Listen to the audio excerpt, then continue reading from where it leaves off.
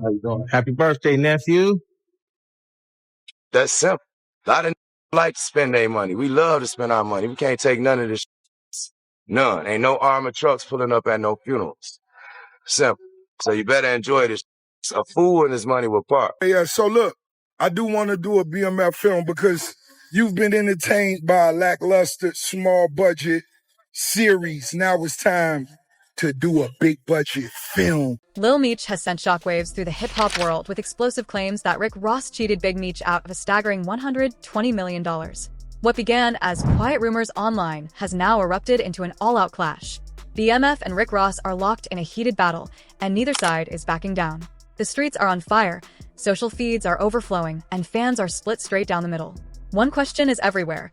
Did Rick Ross really play one of the most respected figures in street history for money and fame? Even with setbacks, the grind didn't stop, paper kept getting counted, and the mission stayed alive. When you break it down, it looks like everything was carefully staged. Names like 50 Cent, Rick Ross, Big Meech, and Freeway Ricky all tied into one long-running narrative. From the outside, it felt like the ultimate comeback. Big Meech's release had the culture ready for a victory lap, with dreams of films, businesses, and legacy-building moves. Ross stepped in with bold promises, a massive $120 million movie vision, luxury brand talks, and a global BMF rollout. It sounded like a Hollywood ending in the making. But according to the streets, it was all smoke and mirrors. No real contracts.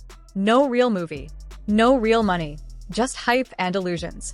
Sources close to the situation say Ross moved with strategy, smooth talking, flashy name drops, and big promises that never fully materialized. To Big Meech, it felt like loyalty. To others watching from the sidelines, it looked more like manipulation. Lead to February 13th, the Big Meech home benefit concert. It's going to be iconic. Too many names to list, but let me salute some of the legends. Lil Baby, Boss Man D-Lo, 21 Savage, Sexy Red, Ricky Rose. Now, it's the first time it's ever been done. Me performing BMF with the icon himself. It should be special. Epic. Get your tickets right now. I'm back. A quick Google search for you says that your net worth is $20 million.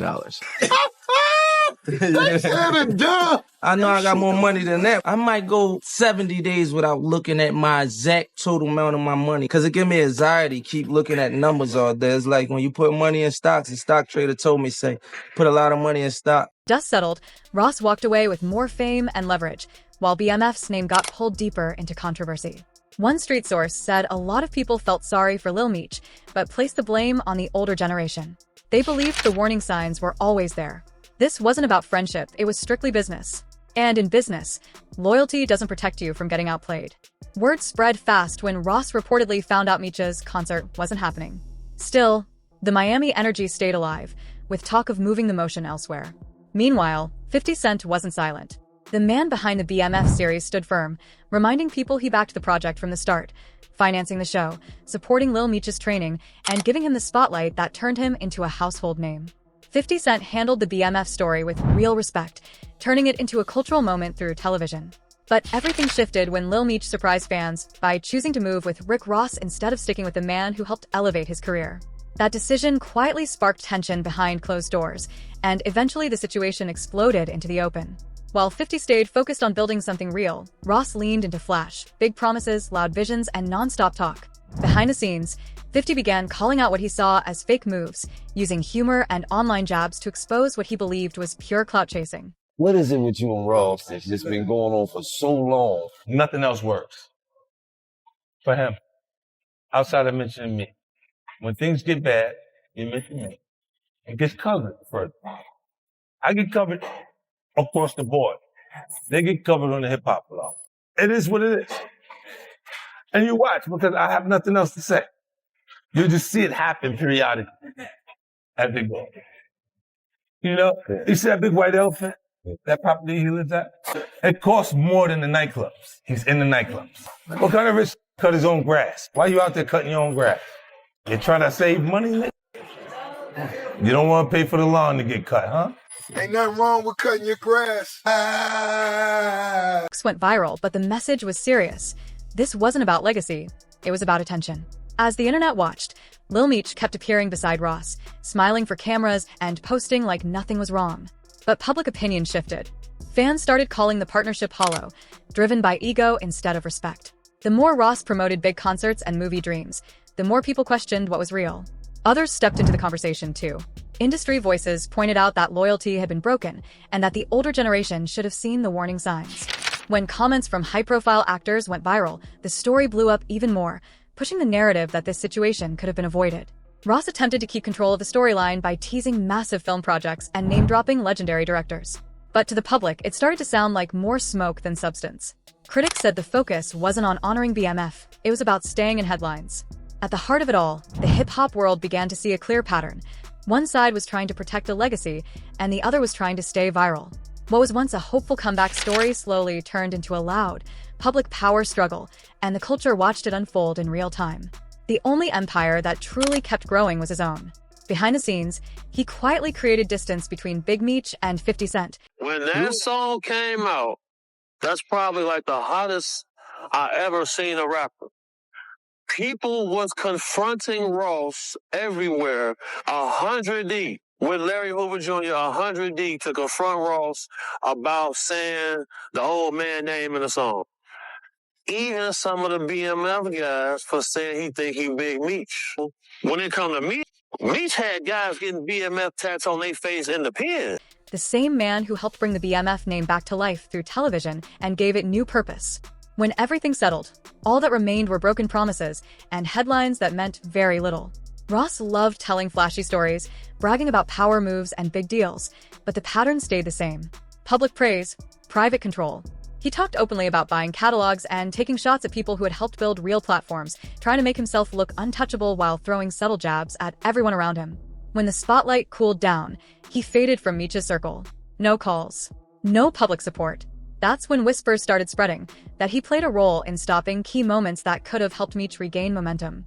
Fans started connecting dots and noticing how quickly support turned into silence when the hype wasn't useful anymore. Lil Meech tried to defend himself online, firing back at 50 Cent, but the damage was already done. The internet had made up its mind. What people saw was a young man caught in a bigger game he didn't fully understand. Jokes turned into memes, and the situation became public entertainment instead of a real-life lesson. Industry history didn't help Ross's image. Former collaborators had long hinted at messy paperwork, missing support, and uneven partnerships. The story stacked up over time, smiling for cameras while quietly pulling strings behind closed doors. Ego over teamwork, control over collaboration.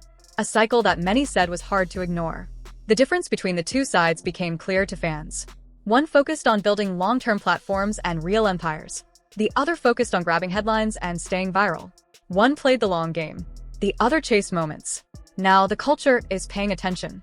People are asking real questions about loyalty, legacy, and who's actually doing the work behind the scenes. Because when the noise fades, only the real builders are left standing, and everyone else is just borrowing light until it burns out. Over time, the pattern became impossible to ignore. People who stood next to Ross eventually learned the same lesson. Loyalty was temporary, but clout was forever. The moves looked familiar every time, almost rehearsed. When you trace it back, this behavior didn't start with Big Meech. It started long before that. Ross built his rap persona using a name tied to a real street legend, turning another man's real-life story into a larger-than-life image. Legal battles came and went, but the brand only grew stronger. From there, the formula stayed the same, attached to real names, real movements, real legacies, and make them part of the marketing. Then came more name-dropping and cultural borrowing. Street icons, underground legends, and major figures were referenced, celebrated, and woven into his image. Each time, it boosted his spotlight, even if the people behind the names didn't benefit the same way.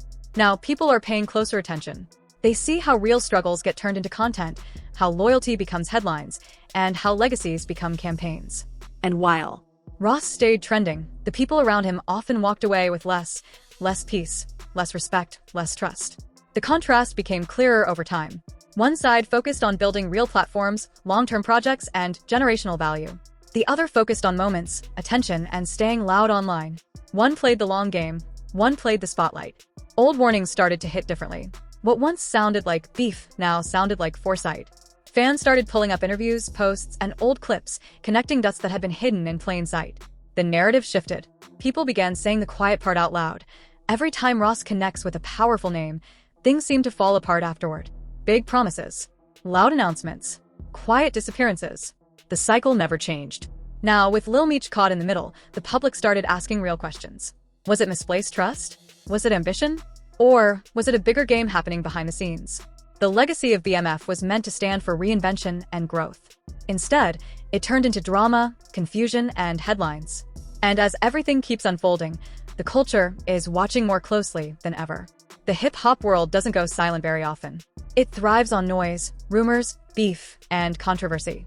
But every once in a while, a story drops that feels heavier than just internet chatter. That's exactly what happened when reports started spreading that Rick Ross was being accused of taking over $120 million from Big Meech, the legendary name behind BMF. What started as whispers quickly turned into trending headlines, viral clips, and fans choosing sides. And right in the middle of it all stood Lil Meech, forced to respond while the internet watched every move. For years, the name Big Meech has carried serious weight in street culture. Whether people agree with his past or not, his story became bigger than him. It turned into a symbol of power, survival, mistakes, redemption, and influence. When he was released from prison, the culture treated it like a historic moment. Cameras were ready. Blogs were locked in. People believed a new chapter was beginning, one that would focus on business, legal success, and rebuilding a legacy the right way. Ross has always been larger than life. Big cars, big properties, big personality, and big talk. He moves like someone who understands power and optics. So when word spread that Ross was talking about massive film deals, branding partnerships, and turning Big Meech's story into a Hollywood-level empire, people believed it. The number being thrown around was massive, $120 million. That figure alone was enough to shock the internet. Insiders began claiming that the deal never really existed, that it was all talk, all smoke, all headlines, and that somehow, Big Meech's name had been used to generate attention, meetings, and publicity while no real money ever showed up for him. That's when people started saying Ross had stolen more than just money. They said he stole momentum. He stole opportunity. He stole control of the narrative. Lil Meech, Big Meech's son, suddenly found himself in an impossible position. Lil Meech wasn't just Big Meech's son. He was also the face of the BMF TV show, largely connected to 50 Cent's empire. He was the bridge between street legacy and Hollywood opportunity. Fans watched his rise closely. And at first, when he appeared next to Rick Ross at events, smiling for cameras, it looked like business as usual. People started noticing tension, subtle unfollows, quiet social media shots, changed energy in interviews. The kind of things fans catch when they know something is wrong. He didn't go screaming or ranting. He chose his words carefully, but his tone changed. He made it clear that loyalty mattered, that respect mattered, that real work wasn't built on rumors or internet deals. Without directly naming names at first, his message was obvious. Not everything being said in public was real in private. 50 has a long memory. He's known for playing the long game. And he's also known for calling things out when he smells fake energy.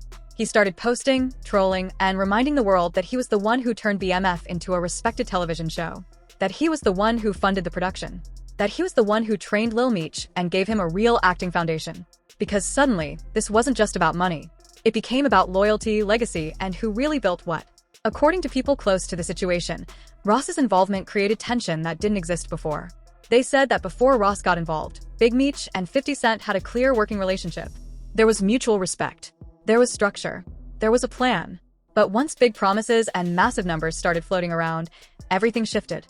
Behind closed doors, the story gets even more complicated.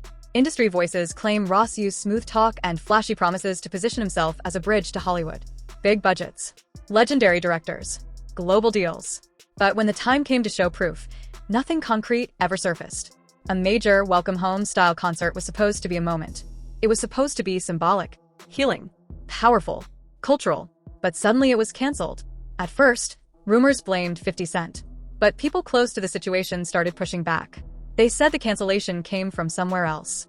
They said it was about control, about image, about who got credit. Fans noticed that once the hype around Meech cooled down, Ross's presence faded too.